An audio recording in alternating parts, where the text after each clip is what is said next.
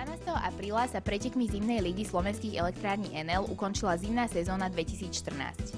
Tak, ako to už býva, pred samotným veľkolepým finále sme mali možnosť sledovať jazdcov na ich koňoch v 4 kvalifikačných kolách, kde nám predvádzali svoje skokové umenie a zbierali postupne body.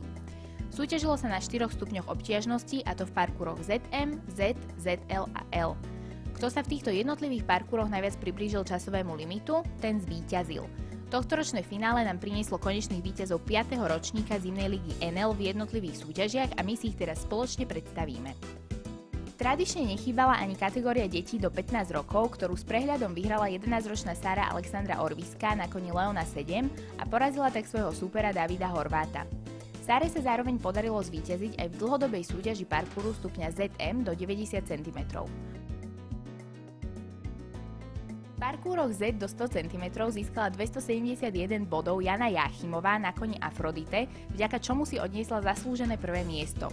Len o 3 body menej získala jej najväčšia konkurentka Veronika Matúšová na koni Dormen de Puy a stupienok víťazov uzavrel tretí Adrián Krak na koni Dandy s počtom 261 bodov.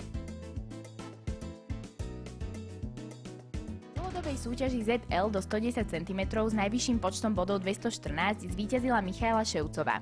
Ako druhá skončila Janina Haranina na koni Leon s počtom bodov 195 a ako tretia Michaela Šatarová na koni Calvin 2.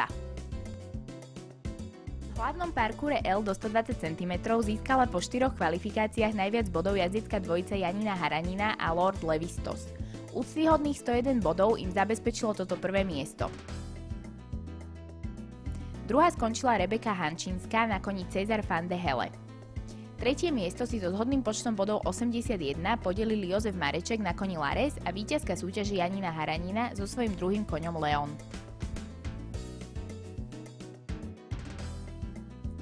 Zimná liga Enel sa stala obľúbeným skokovým podujatím so skvelými výsledkami našich slovenských jazdcov, o čom svedčí aj jej 5. ročník, ktorý je úspešne za nami. Veríme, že aj budúci rok nás čaká jej pokračovanie a nové vynikajúce výsledky jazdcov a ich koňov. Tohtoročným víťazom srdečne blahoželáme.